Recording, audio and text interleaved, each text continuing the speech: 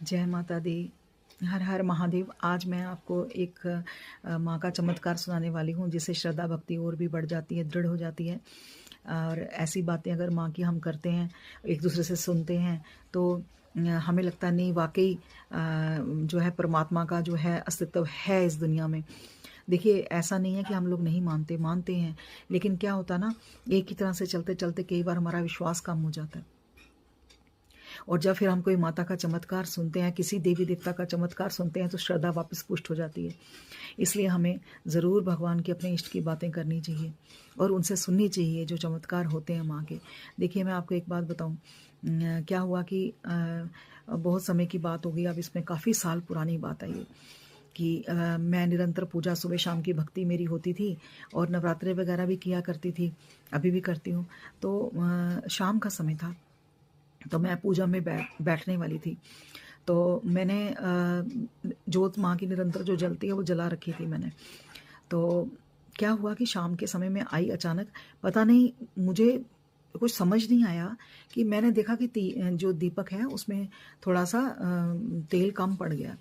तो मैंने यूँ ही हाथ किया, क्योंकि साइड पे ना एक गंगा जल की बॉटल रखी रहती थी और वैसी सेम बॉटल जो थी वो एक वो तेल की भरी रहती थी, और दोनों बॉटल्स एक ही शेप में थी। तो मैं बैठी मंदिर में और मैंने ना जाने ध्यान नहीं दिया, मैंने वो बोतल उठाई और दीपक में तेल डाल दिया। और उस समय क्या है कि मेरे जो विष्णु भगवान के पास भी एक दीपक जला करता था, मैंने उसमें भी डाल दिया, माता रानी के दीपक में भी डाल दिया, एक हनुमान जी के पास मेरा ना जोत जलती थी, तो मैंने हनुमान जी के वहाँ भी डाल दिया, दीपक में ना भर दिया उसको।